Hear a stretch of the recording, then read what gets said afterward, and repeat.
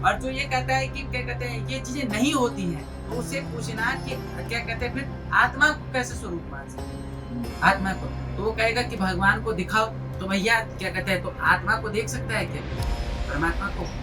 लेकिन आत्मा आपके शरीर में प्रवेश है ना, वही तो आपको चला रही है। तो ऐसे तो परमात्मा है, वही शरीर पे आएगा, वही शरीर पे आपको धारणा करेगा कि हाँ मैं मौजूद हूँ, मैं यहाँ पर हूँ, इस संसार में हूँ।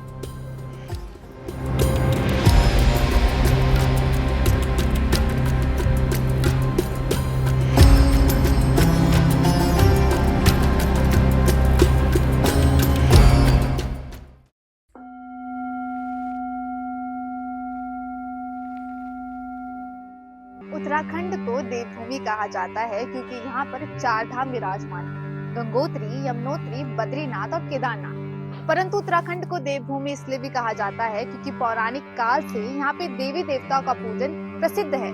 यहाँ तक कि इनके गानों में देवी देवताओं का उल्लेख मिलता है। देवभूमि के लोगों का कहना है इस भजन कीर्तन के माध्यम से, जिसे वो जागर भी कहते हैं, वे चंद समय के लिए भगवान को धरती पर ला सकते हैं। इनकी भाषा में कहे तो वो देवता बुला सकते हैं। कहते हैं ढूंढने से ईश्वर भी मिल जाते हैं। तो आज हम जाएंगे उत्तराखंड के ऐसे स्थानों पर जहाँ जागर के माध्यम से देवता बुलाए जाते हैं और जानेंगे इस पौराणिक संस्कृति के बारे में और कोशिश करेंगे ईश्वर को ढूंढने की।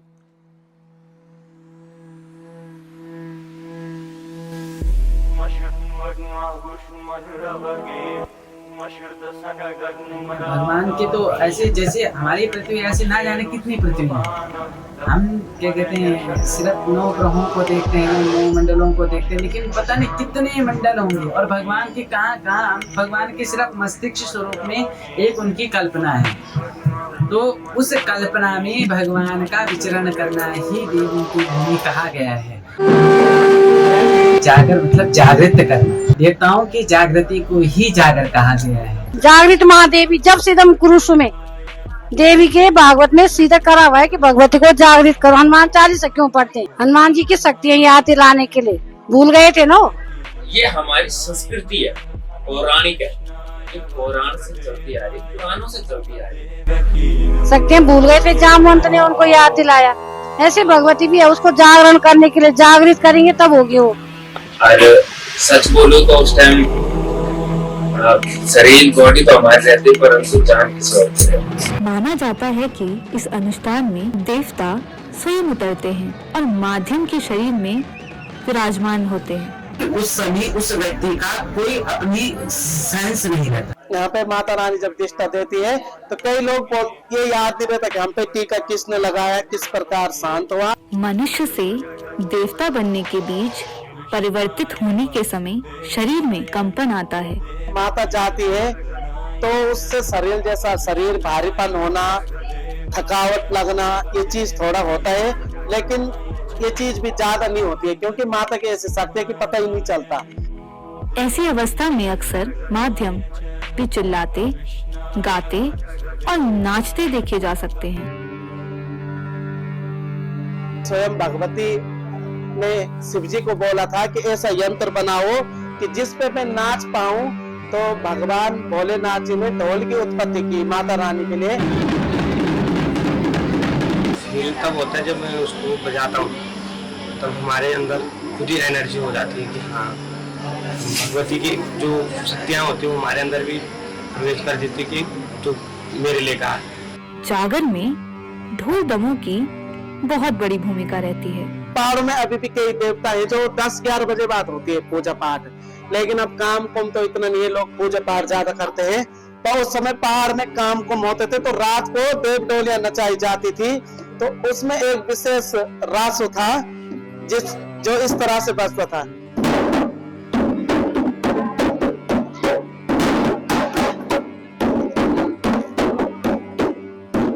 माँ भगवती दक्षिण काली ये भगवती अवतरित होती थी। तो उसमें क्या होते थे, जैसे हमारे गढ़वाल में सतनाचा कई चीज ले जाते थे, तो देवियों को उसमें भी बाजा बजता था।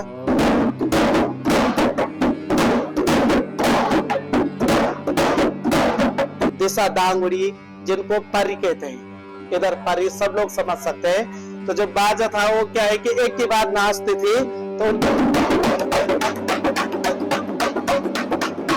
क्योंकि जो हमारे देवी देवताएं हैं ये ढोल तमाल इसी चीज पे नृत्य करते हैं।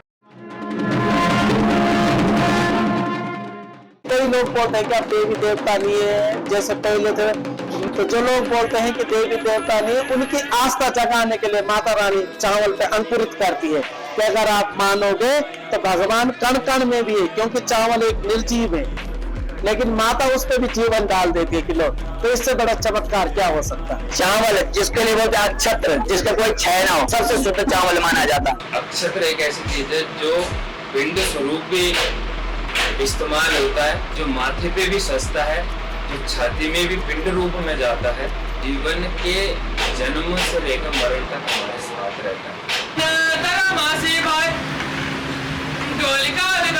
देखो ये क्या कहते हैं उत्तराखंड, यहाँ किसी को पता नहीं चलता कि कब किसके कहाँ प्रकट हो जाए। यहाँ किसी को यहाँ बाल्य अवस्था में भी देवता पकड़ लेता है। उपासक का मतलब होता है कि उपासना करना, यानी कि मैं उपासक।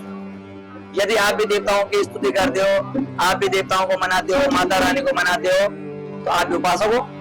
शक्ति महसूस वही कर सकता है जो शक्ति की भक्ति में नहीं। लेकिन एक जो उपासक की प्रक्रिया होती है वो एक ऐसी प्रक्रिया की माँ के नाम पे अपना जीवन समर्पण करना है।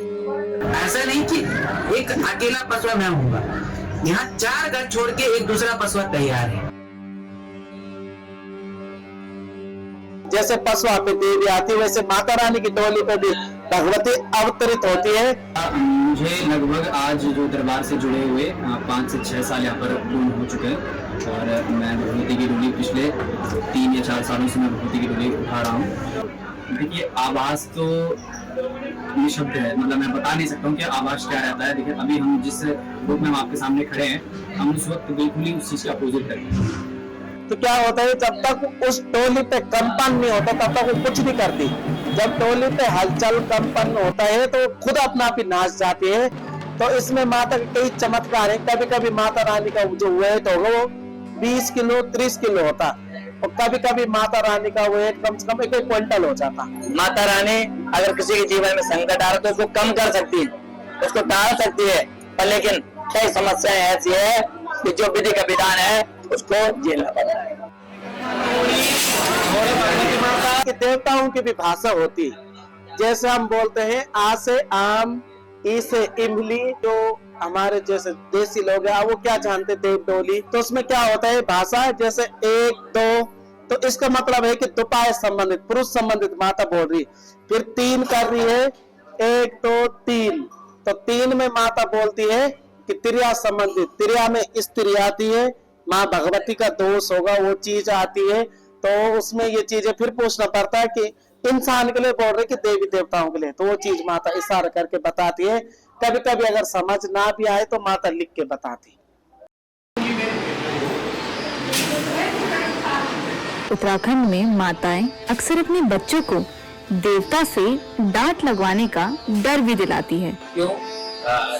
माता का मतलब है माँ, और हमारी माता का कर्तव्य है कि अपने बच्चों को गलत संगत से बचाना, और जब वो अच्छा करे तो उसे लाभदायक करना। तो माँ का हक है, हमने उसे हक दिया तो हमें डांटे की तो हम सुरकंडा देवी को सिर्फ एक देवी शक्ति नहीं मानते, कि ये नहीं मानते कि वो देवी है, वो शक्ति है, नहीं, वो हम उनको एक माँ के रूप में पूछते हैं और माँ से अच्छा बच्चे को पहुंच जाता है। जब कोई ऐसा आ जाए जिसका क्या कहते हैं संतान ना, उसके गर्भ में संतान ठहर जाए और लोग क्या कहते हैं बिल्कुल अपना समर्पण भगवान को दे, तो वहाँ पर विश्वास 4 गुना और बन जाता है। वहीं पर किसी के क्या कहते हैं कोई ऐसा जहाँ पर सब हार गए, डॉक्टर हार गए, सब हार गए, लेकिन अध्यात्म के बल ने, देवी की उस पराशक्ति की उस शक्ति ने उसे पुनः जीवित कर दिया, पुनः खड़ा करने के लिए जो है एक नई ऊर्जा दी थी।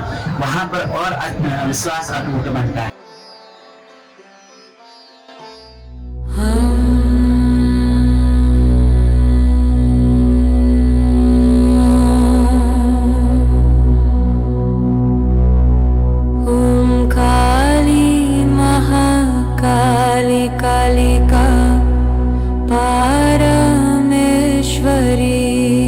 रही बात भगवान की, क्यों जो आप क्या कहते हैं आत्मा को मानते हो तो परमात्मा को क्यों नहीं मानते, भूत को मानते हो तो देव को क्यों नहीं मानते।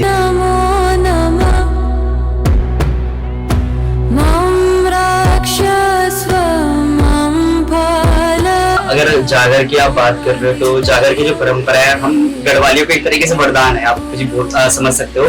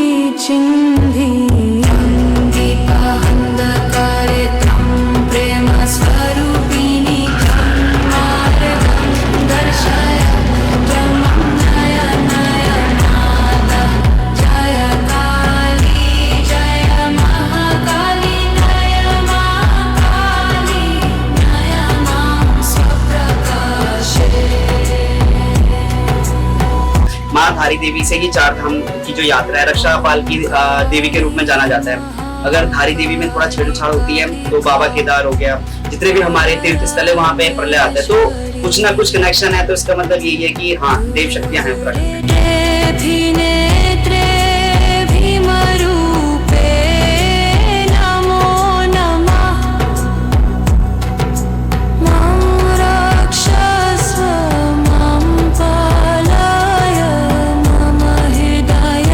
सांसारिक, जब आप परमात्मा से कनेक्ट होंगे तो आपको सांसारिक दुख मिलेगा, लेकिन आपको जो सुख की अनुभूति होगी वो सिर्फ एक होगी कि आपके पास वो भगवती जगदम्बा बैठी।